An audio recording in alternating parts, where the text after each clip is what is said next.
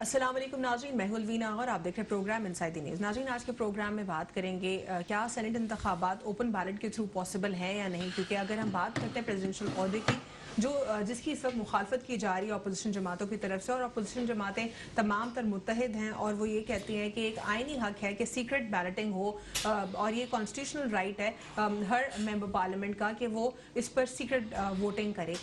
तमाम तर अपोजिशन जमातों का एक ही मौक़िफ़ है सेनेट इंतखाबात के ऊपर। अब देखना ये है कि हुकूमत का जो कहना है कि ओपन बैलेट के थ्रू सेनेट इंतखाबात होंगे, जिसकी वजह से जिस जरिए से हॉर्स ट्रेडिंग को भी रोका जा सकता है।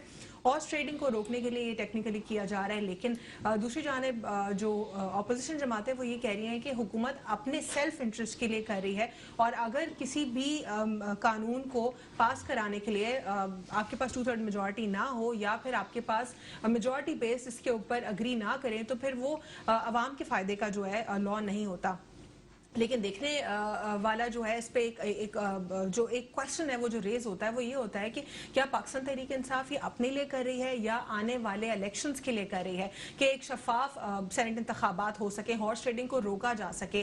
और अगर वाकई पाकिस्तान तहरीक इंसाफ का यही मौक़िफ़ है तो पाकिस्तान तहरीक इंसाफ क्या पहले इसके ऊपर डिबेट नहीं कर सकती थी ऐवान में, क्या पहले इसके ऊपर बात नहीं हो सकती थी? इस पर डिटेल गुफ्तगू करेंगे। साथ ही साथ कुछ मौलाना फजलुर रहमान साहब और तमाम पर जो अपोजिशन के पॉलिटिशियंस हैं उनके स्टेटमेंट्स के ऊपर भी गुफ्तगू करेंगे। मौलाना साहब कहते हैं नैब समेत किसी का बाप भी मेरा एहतसाब नहीं कर सकता, तो ये किस किस्म का जुमला है, इस पर भी बात करेंगे कि क्या नैब और किसी का बाप किसकी तरफ इशारा किया जा रहा है और किसी पर्टिकुलर इंस्टीट्यूशन की तरफ इशारा है या तमाम तर इंस्टीट्यूशंस को मलाइन करने की बात हो रही है, या ये जो मौक़िफ़ और तरीक़ाकार अपनाया है मौलाना साहब ने और तमाम तर तो नहीं मेजॉरिटी पॉलिटिशियंस ने पाकिस्तान में, क्या एक दुरुस्त तरीक़ाकार है? ऐवान में कुछ दिन पहले हमने देखा कि किस तरीके से बदतमीजी जो है ऐवान में की गई, एक इंस्टीट्यूशन जहां पे कानून साजी होती है, अगर यही तरीका कार्य रिवायत बरकरार रही तो क्या हमारे मुल्क में तरक्की हो पाएगी या नहीं?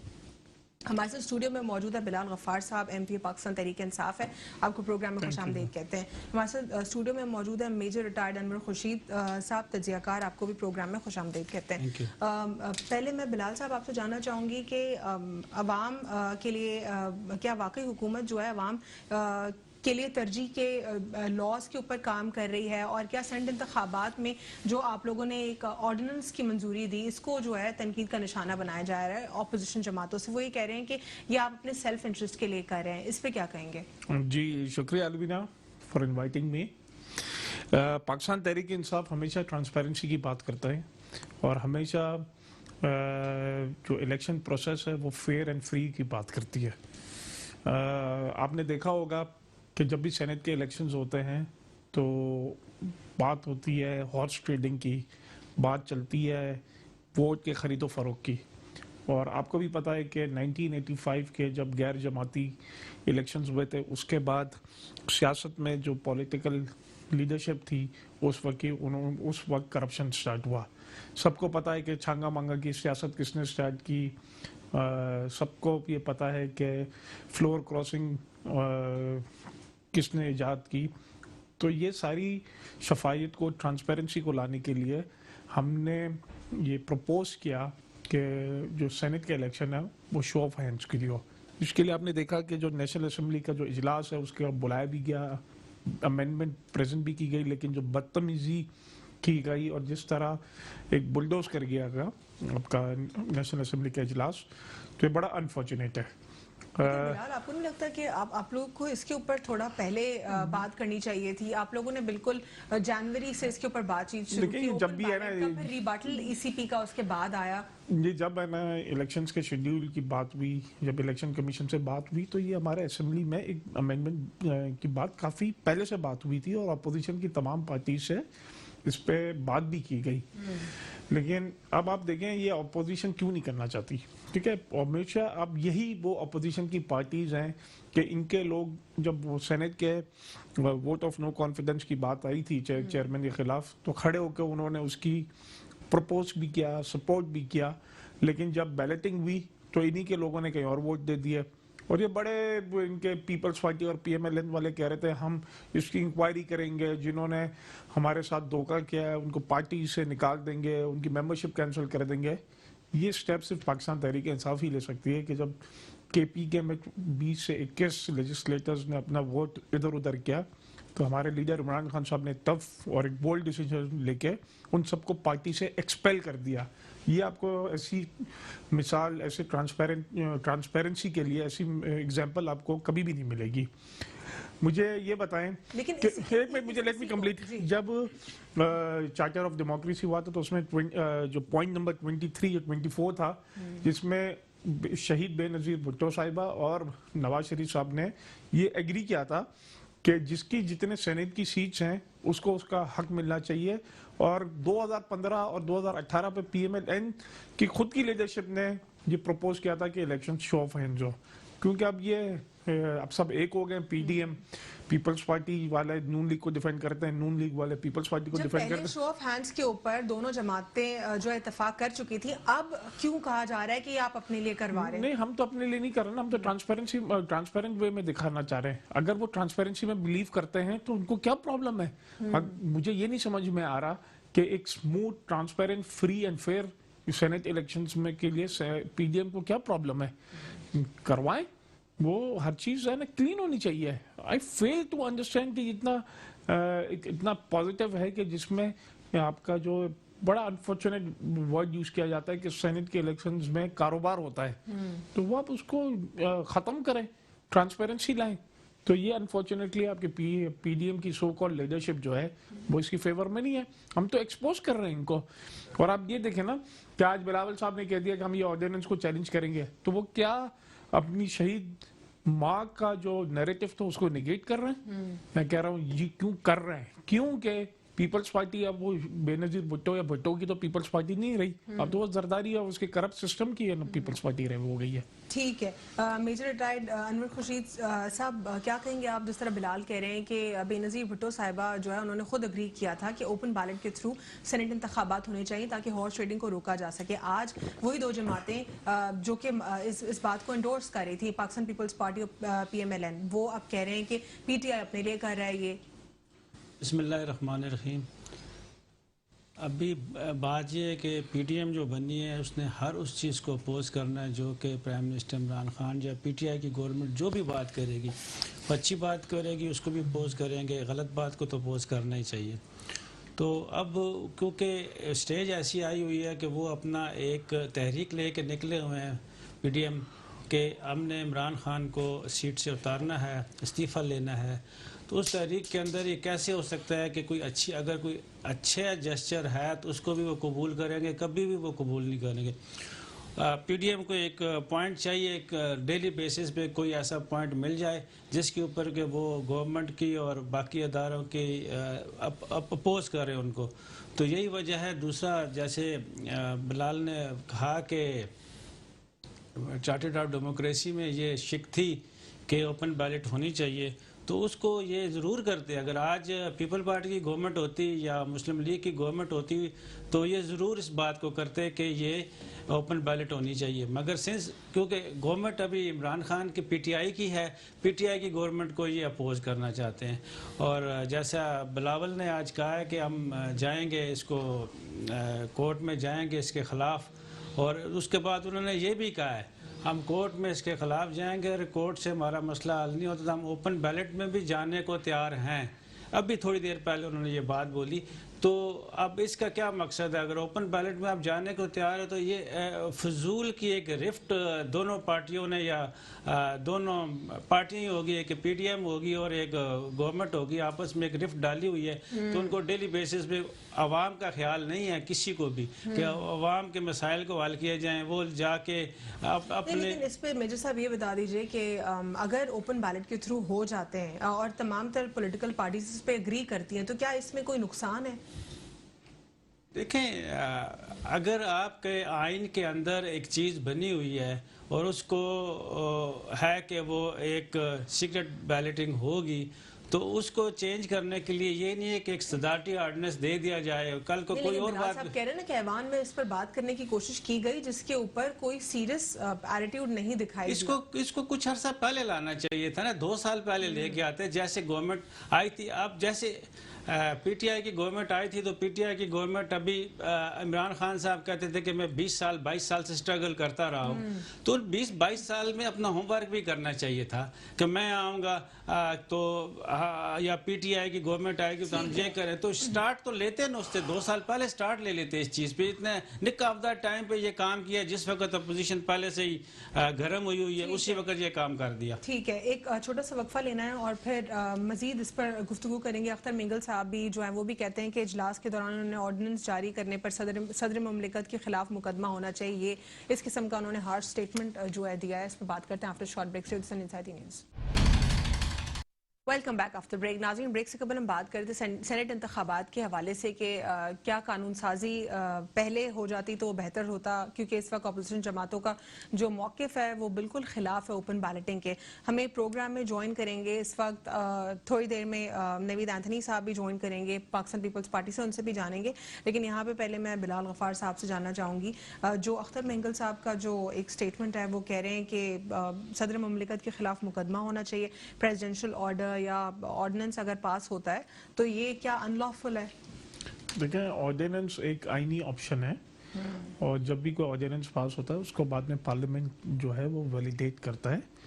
तो ये मुझे तो इनके स्टेटमेंट का मुझे कुछ समझ में नहीं आया। इस स्टेटमेंट का तो कोई सर पैर ही नहीं है और उस ऑर्डिनेंस में ये लिखा हुआ भी है कि it's directly link with supreme court decision. अब इसमें 3 ऑप्शन है, या तो अगर कोई ऑर्डिनेंस इसको चैलेंज करता है तो वो सुप्रीम कोर्ट रिजेक्ट करता है, या सुप्रीम कोर्ट फैसला दे दे कि ये ऑर्डिनेंस सही है तो वो फिर आपका सीक्रेट बैलेटिंग हो जाएगी, या फिर वो अगर सुप्रीम कोर्ट जो है ये रिजेक्ट हो जाता है आपका जो हमारा जो केस चल रहा है और वो कोई भी डायरेक्शंस दे सकते हैं। तो it all depends on the supreme court decision. इसमें अब वी हैव टू वेट कि इसमें क्या सुप्रीम कोर्ट जो है वो इसका डिसीजन देता है। लेकिन ये कहना कि ये गैर आईनी है और फॉर पर्सनल बेनिफिट्स, ना तो ये कोई अनकॉन्स्टिट्यूशनल मेजर्स है, चाहे वो पीपल्स पार्टी की हुकूमत 2007 से 2012 हो या पीएमएलएन की हुकूमत 2013 से 2018 हो। आपके पास एक लंबी लिस्ट है जिसमें ऑर्डिनेंस इशू हुए हैं और एक ऑप्शंस है कि आईन आपकी इजाजत देती है तो हर हुकूमत उसको यूज करती है। ठीक है, और जहाँ तक एक और बात करता हूँ कि ये क्या है ना, अक्सर मैं ये डिबेट सुन रहा हूँ कि ये अमेंडमेंट्स लेट आ गई। अगर कोई अच्छी अमेंडमेंट आती है तो उसके टाइमिंग्स लेट या सवेर की बात है ना, कोई एक्सक्यूजेस नहीं होते, ये सिर्फ इंटेंशंस की बात होती है, नियत की बात होती है। लेकिन इस वक्त तो मार्च में इंतखाबात होने जा रहे हैं, ऑपोजिशन ये तो काफी, ये तो सीक्रेट बैलेटिंग की तो बात जो थी कि शो ऑफ हैंड्स की तो बात प्राइम मिनिस्टर इमरान खान साहब ने 3 महीने पहले भी की थी और उस पर अपोजिशन की बात भी थी, फिर लेजिस्लेशन प्रोसेस हुआ, इनकी कमिटीज में डिसाइड हुआ। लेकिन अनफॉर्चुनेटली पीडीएम वही पुरानी सियासत और वही हॉर्स ट्रेडिंग करना चाहती है। ठीक है, नवीद एंथनी साहब ने मेरे प्रोग्राम में ज्वाइन किया है, एमपी है पाकिस्तान पीपल्स पार्टी, आपको खुशामदीद कहते हैं। जी नवीद साहब कॉल पर है हमारे साथ। जी नवीद साहब, हम प्रोग्राम में इस वक्त बात कर रहे हैं सेनेट इंतखाबात के ऊपर और इस पे मैं आपका मौक़िफ़ जानना चाहूँगी कि तमाम तर पीडीएम के प्लेटफॉर्म से जितनी भी जो जमातें हैं वो इसके अगेंस्ट हैं कि ओपन बैलेटिंग ना हो। आखिर वजह क्या है, आप लोग ओपन बैलेटिंग के अगेंस्ट क्यों हैं? क्योंकि अगर हम बैकग्राउंड में जाते हैं, पहले की बात करते हैं तो मोहतरमा बेनज़ीर भुट्टो साहिबा भी तो उन्होंने भी तो इस बात को एंडोर्स किया था कि हॉर्स ट्रेडिंग को रोकने के लिए ओपन बैलेटिंग होना चाहिए। आपकी आवाज गायब हो गई। हेलो जी एंथनी, मेरा सवाल आपसे ये है कि माजी में हमने ये देखा कि मोहतरमा बेनज़ीर भुट्टो साहिबा जो हैं उन्होंने भी ओपन बैलेट को एंडोर्स किया था ताकि सेनेट इंतखाबात में हॉर्स ट्रेडिंग ना हो सके। अब आप लोग जो है इसके अगेंस्ट हैं।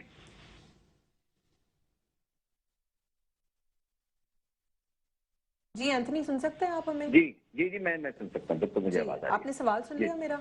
जी मैंने सुन लिया सवाल आपका। देखिए, बात यह है कि हम कभी भी किसी भी स्टेज पर किसी भी गैर आईनी या गैर जमहूरी जो एक तरीकाकार है उसके कभी भी हम सपोर्टर नहीं रहे। और ये हॉर्स ट्रेडिंग के खिलाफ पूरी एक जंग है पाकिस्तान पीपल्स पार्टी की, और हम हमेशा बिलीव करते हैं कि कंसेंसस के साथ जो भी अगर कुछ पार्लियामान में अगर तय पड़ता है देखिए 3 बड़े डॉक्यूमेंट बड़े हैं। मैं ना आज भी इस पे बात होती रही है कि 73 का कॉन्स्टिट्यूशन देख लीजिए, फिर उसके बाद एक तवील जद्दोजहद के बाद सियासी जमातों ने एक चार्टर ऑफ डेमोक्रेसी जो है वो साइन किया था। तो हम तो देखें आज भी चाहते हैं कि कंसेंसस के साथ असेंबली के फ्लोर पे लाकर अगर आप कोई चीज करना चाहते हैं तो वो करें। देखिए लोग मुंतखब करके ये पार्लियामान या ये हाउसेज इसलिए बनाते हैं कि यहाँ पर कानून साजी हो सके। अगर आपने ऑर्डिनेंसेस के जरिए ही करना है सारा कुछ, तो फिर इनको जैसे आज चेयरमैन साहब बिलावल साहब ने ठीक कहा है, कि ये फिर इसको खत्म कर एंथनी अगर ऑर्डिनेंस के जरिए ना अगर- होता है, सिर्फ पार्लियामान में बैठ के तो बात हुई है ना, लेकिन आप लोगों ने अग्री नहीं किया इस पर। देखिए अलवीना, अर्ज ये है कि इतनी उजलत क्यों दिखाई जा रही है हुकूमत की तरफ से। अभी अदालत में ये चल रहा है मामला, और सिर्फ अदालत को प्रेशराइज करने के लिए अपना एक जो खौफ है इनकी जो परफॉर्मेंस है 2-2.5 सालों में जो इन्होंने डिलीवर किया है, जिस तरीके से इनके जो मुंतखब नुमाइंदे किसी भी तरीके से जो मुंतखब होकर आज असेंबलियों में बैठे हैं, आप इनके पार्लिमानी इजलासों में देख लीजिए, मुख्तलिफ मीटिंग्स में देख लीजिए, जिस तरीके से वो पीटीआई की हुकूमत पे शिकायत करते हैं, गिले करते हैं, परफॉर्मेंस पे सवाल उठाते हैं कि लोगों में जाना मुश्किल है उनका। ठीक है आज एंथनी, जिस लेकिन तरीके चलिए से हम जो सेनेट उनका पर जो आ जाते हैं जमीर ना। उनका जो जाग रहा है, अपर जो हाउस की बात जमीर कर उनका लेते हैं जाग एंथनी। रहा है उस पे पीटीआई खौफजदा है, इसलिए वो ठीक है, इतना उजलत से सारा कुछ कर रही है। पीटीआई खौफजदा है परफॉर्मेंस को लेके, अपनी डिलीवर नहीं किया पीटीआई ने। लेकिन अब हम आते हैं अपर हाउस की बात करते हैं। अपर हाउस सबसे ज्यादा इंपॉर्टेंट होता है कानून साजी के लिए। अब उस पर भी एक कंसेंसस डेवलप नहीं हो पा रहा अपोजिशन जमातों में और हुकूमत के दरमियान। ऑर्डिनेंस अगर यहाँ पर आ गया वो भी चैलेंज हो गया, उस पर भी आप लोग के स्टेटमेंट्स आ रहे हैं। But my concern is again, अगर हॉर्स ट्रेडिंग रुकती है तो क्या ये आप तमाम तर पॉलिटिकल पार्टीज के लिए एक अच्छा जो है एक रिवायत होगी? अगले जो सेनेट इंतखाबात होंगे वो भी शफाफ होंगे। क्या एक ऐसा मेजर नहीं लिया जा सकता मुल्क में जो कि आने वाले इलेक्शंस में भी एक बेहतर चीज हो? देखिए बात यह है कि शफाफ इंतखाबात का ही तो रोना इस मुल्क में पीडीएम रो रही है कितने महीनों से। तो फिर शो ऑफ हैंड्स में क्या प्रॉब्लम है? नहीं, शो ऑफ हैंड्स किसी भी जमहूरी जो है ना वो उसमें होता ही नहीं है शो ऑफ हैंड्स का। अगर शो ऑफ हैंड्स का सबसे ज्यादा बेनिफिशियरी तो हम होंगे ना। ये हालियत जो सेनेट के इलेक्शन देख लीजिए, अगर शो ऑफ हैंड्स की बात करें तो फिर हम करें ना, ये हुकूमत क्यों करे? उस वक्त अगर नुकसान उठाना पड़ा या शिकस्त का चले आप कह लीजिए, वो तो हमने उसका सामना किया ना, हुकूमत ने तो नहीं किया। हुकूमत तो आज भी कहती है कि जी जब रेजोल्यूशन आई तो इतने लोग थे, बैलेटिंग हुई तो इतने लोग थे, तो ये कहते हैं। तो इनके लिए तो ये मतलब वो अपना इनको तो सूट ही नहीं करता शो ऑफ हैंड। तो इनको क्या मुसीबत आ गई है, क्या परेशानी हो गई हॉर्स ट्रेडिंग का गिला तो हर पॉलिटिकल जमात ने किया है माजी में। तो क्या अगर एक तरीके से अगर हम इसको आईनी तरीका अब देखिए ना, अब आपने बात की ना कि अगर एक तरीके से हो जाए तो ये फिर ये फ्लोर पे लाके उस पर डिबेट क्यों नहीं करते? जो कंसेंसस के साथ तरीका बनता है हॉर्स ये ट्रेडिंग को सवाल रोकने के मैंने लिए उस पे बिलाल अमल साहब करें। से किया है। बिलाल साहब कह रहे हैं हमने ऑलरेडी किया है, लेकिन एक तूफान बदतमीजी खड़ा हो गया ऐवान में भी, और 3 माह कबल भी हमने कोशिश की थी बात करने की, लेकिन ऑपोजिशन तो जमातें फिर देखिए अगर पॉलिटिकल पार्टी एग्री नहीं कर रहे हैं तो ये को हर पे आकर नहीं होता। सियासत में लॉबिंग और एडवोकेसी जो है वो उसका अमल जारी रहता है। आप जो है वो उनके साथ बैठे पॉलिटिकल पार्टीज के साथ, आपके तो लीडर बैठना ही पसंद नहीं करते। ये मुख्तलिफ औकात में देखने में आया है कि आप तो बैठना पसंद ही नहीं करते। देखिए बातचीत से सारे मसाइल हल होते हैं, डायलॉग से हल होते हैं, लॉबिंग से हल होते हैं। दुनिया भर के जमहूरियत का असूल यह है। ये थोड़ी है कि मैंने एक दफा पेश किया और अपोजिशन मानी नहीं तो अब जो है ना मैं ऑर्डिनेंस जारी करूंगा, बस खत्म, मैं देख लूंगा, मैं अपनी ताकत का इस्तेमाल करूंगा। इस जमहूरियत का नाम नहीं है। अगर जिस तरह मार्च में आने जा रहे हैं इलेक्शंस, आप लोग तो एक ही मौकिफ पे खड़े हो गए हैं तमाम तर पॉलिटिकल पार्टीज 11 जमातें कि आपने नहीं माननी, तो फिर अभी क्या करेंगे? अब मार्च में अगर आने वाले हैं इलेक्शंस जो कि एक मंथ और डेट्स जो है डिसाइडेड होती हैं, हर 3 साल बाद सेनेट इंतखाबात होने हैं, जो सेनेटर्स रिटायर्ड होंगे दूसरे सेनेटर्स ने आना है, वो प्रोसेस होना है। तो उस प्रोसेस को कंटिन्यूड रखने के लिए अगर ऑर्डिनेंस आ गया तो आपको लगता है कि इससे जो है क्या मतलब एक गलत रिवायत डाली जा रही है पाकिस्तान तहरीक इंसाफ की तरफ से, या क्या प्रॉब्लम है इसमें? देखिए आप जो आइन में मौजूद तरीकाकार है ना, आप उसके साथ इलेक्शन करवाइए, सिंपल सी बात है। और अगर आपको हुकूमत नहीं मान रही ना, हुकूमत नहीं मान रही, इसलिए वो हुकूमत को छूट नहीं कर रहा ना। अगर हुकूमत चाहती है कि किसी नए तरीकाकार के तहत हम इलेक्शन कंडक्ट करें आप लोग तो चाहते फिर हैं तमाम हॉर्स ट्रेडिंग पॉलिटिकल पार्टीज के साथ बैठे। आप लोग एंथनी, आप लोग चाहते हैं कि हॉर्स ट्रेडिंग रोके मुल्क में, सिर्फ इस क्यों इंतखाबात नहीं में चाहते, हमेशा? क्यों नहीं चाहते हॉर्स ट्रेडिंग रुके?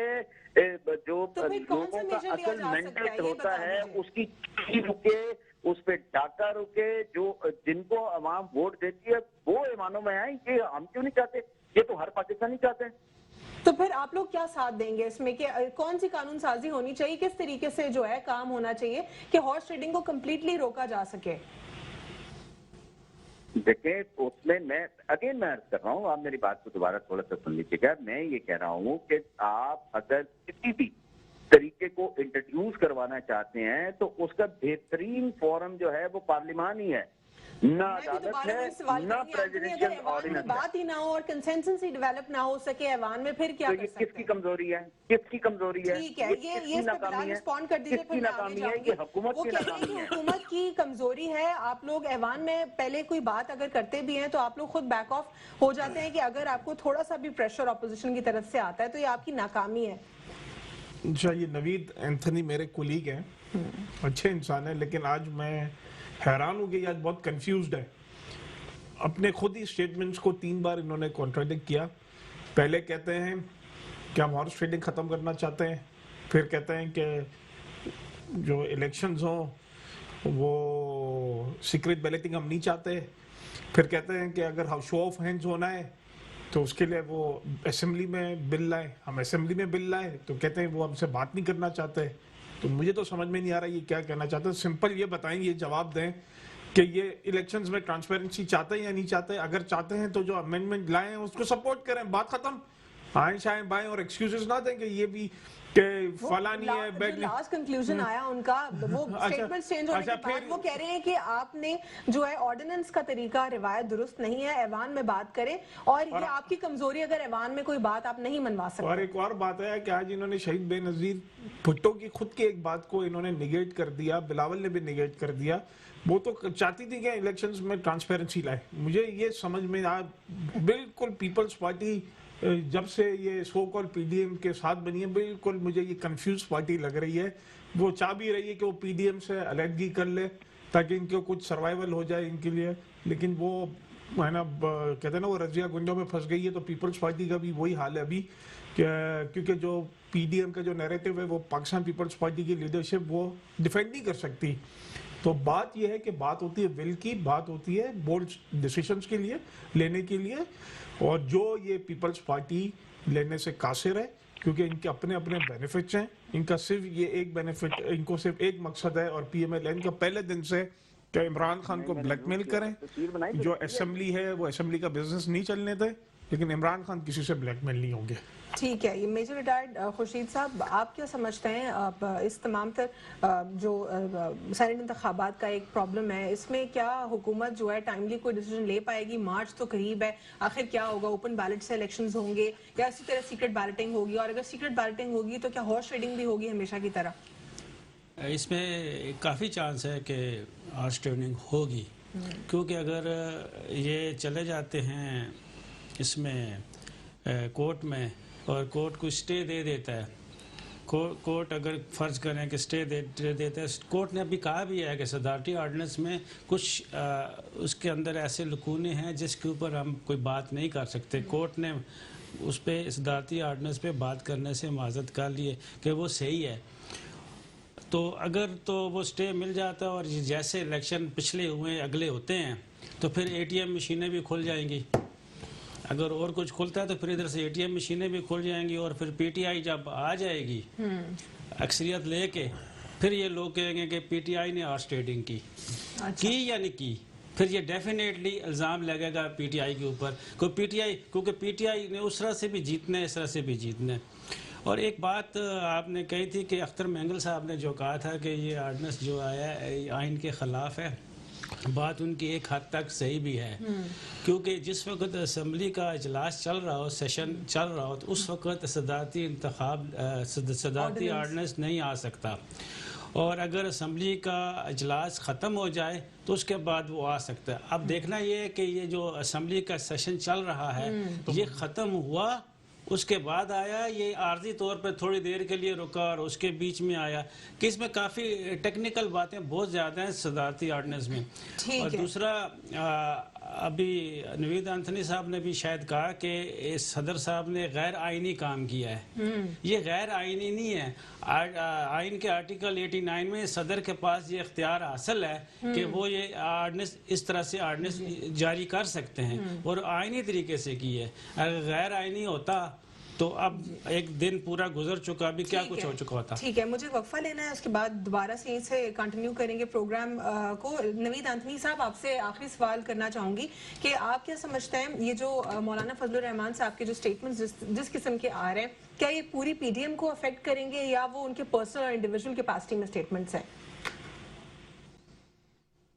ये तो मेरे ख्याल आप मौलाना साहब से पूछिए या उनकी पार्टी से पूछिए। नहीं सर, मैं आपसे ये कह रही हूँ कि क्या वो पीडीएम को उनके स्टेटमेंट्स अफेक्ट करेंगे या नहीं करेंगे?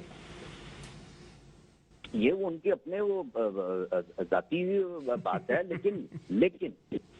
लेकिन जिस इदारे की वो बात कर रहे हैं, ठीक है ना, उसने पॉलिटिकल इंजीनियरिंग में बड़ा किरदार अदा किया है इस मुल्क में और आज भी कर रहे हैं। वो नैब समेत किसी का बाब, वो कौन किस बाब की बात हो रही है? नहीं, हम नैब की बात कर रहे हैं ना। देखिए, अगर नैब ने ही वो कह रहे नैब समेत किसी का बाब मेरा एहतसाब नहीं कर सकता, यानी एहतसाब आपका किसी का क्यों नहीं हो सकता? अगर एहतसाब तो सिर्फ अपोजिशन का हो रहा है ना। अगर देखिए एहतसाब की बात है तो बीआईटी का मंसूबा, बिलियन ये ट्री का मंसूबा, फिर खुसरो बख्तियार के सारे कारनामे, ये बता दीजिए पीडीएम को अफेक्ट करेंगे इस किस्म के इनके जुमले बयान? जब मैंने तफसील बताना शुरू की और फिर अब मुझे नहीं जाना ना। जब मैं पीटीआई की बात करता हूँ तो फिर आप रोक देती है मुझे। नहीं ऐसी कोई बात नहीं, आपने जो बात करनी है आप कर सकते हैं। मुझे वक्फे पे जाना है। जी क्विकली। अलवीना साहबा, अगर एहतसाब की बात करती हैं तो फिर पीटीआई की जहाँ एहतसाब की बात आती है वहाँ पर भी सुनने दिया करें ना नाज़रीन। जी मैं आपको सुनती हूँ, सबको सुनती हूँ, तमाम मेहमानों को सुनती हूँ। नहीं, आप तो मुझे काट रही है ना कि जहाँ मैं कह रहा हूँ कि भाई मुझे प्रोड्यूसर वाला मंसूबा, ये चीनी की रिपोर्ट, ये गंदम की चोरी, ये एलएनजी, इसके लिए एहतसाब करने वाले इदारे जो है ना वो खामोश क्यों हो जाते हैं, उनकी आंखें बंद क्यों हो जाती हैं? लेकिन इंक्रोचमेंट ड्राइव जो चल रही है, सुप्रीम कोर्ट का जो ऑर्डर है, उसमें तो सारे जो पीटीआई के लोग हैं उनके खिलाफ भी एक्शन लिया जा रहा है, तो उसमें तो ऐसी कोई बात नहीं है ना। तो जो जहाँ एहतसाब होना है, जिसका होना है, वो तो सबका हो रहा है। तो इसमें ये कहना कि मेरा एहतसाब किसी का बाब या नैब नहीं कर सकता, ये एक पॉलिटिशियन को जेब नहीं देता, क्योंकि वो उसको एक आइडियल पर्सनालिटी होना चाहिए। की प्रॉपर्टी टूटी थी, ये सही थी? जी सर। या सियालकोट में जो हुआ ठीक था?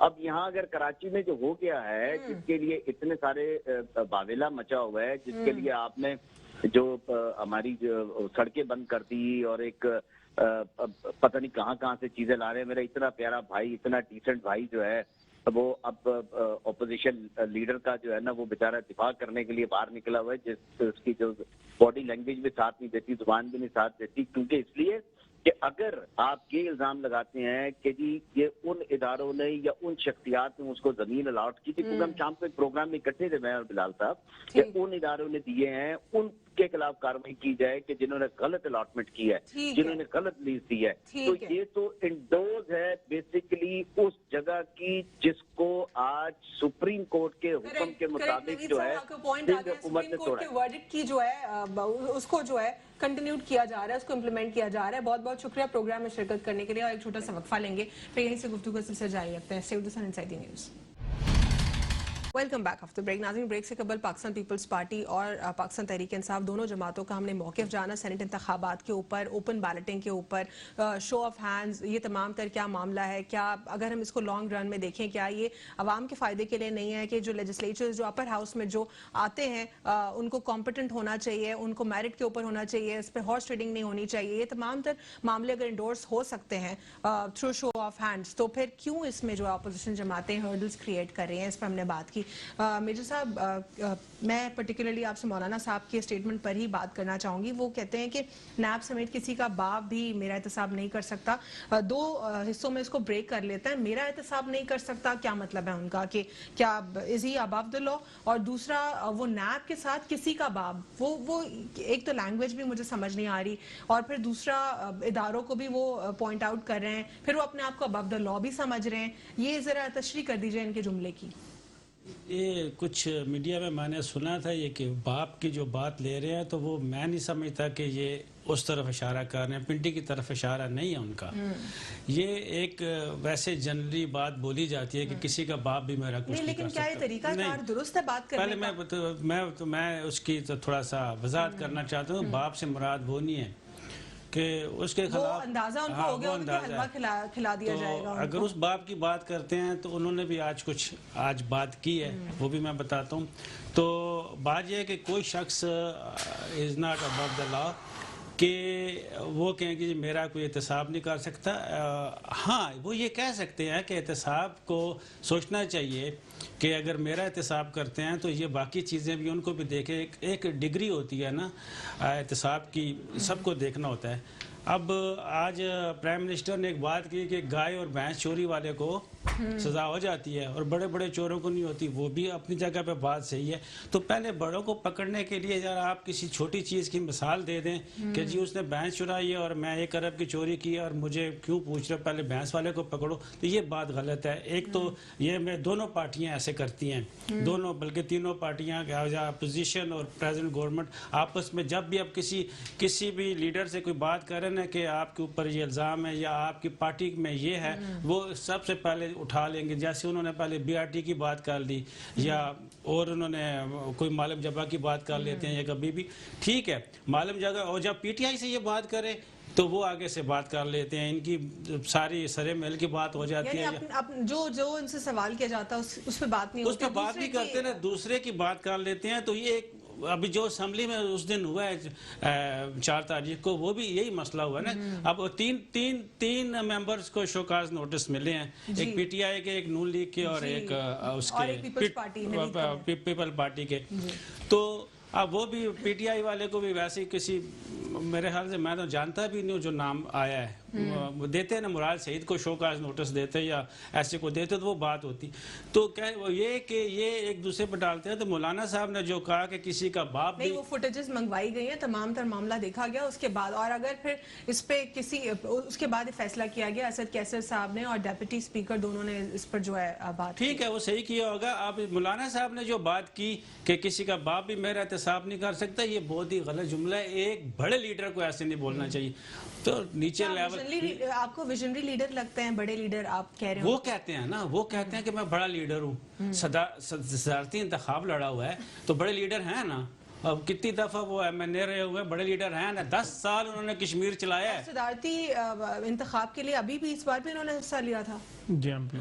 और तो फिर क्या हुआ, पीडीएम भी बन गई, फिर उसके लीडर भी बन गए, तो इसी नालायक हुकूमत के प्रेसिडेंट बनना चाह रहे थे ना? जी बिल्कुल, उसी में अभी भी इनका मेरे ख्याल शायद बेटा इनका अभी भी एमएनए है शायद, है ना जी?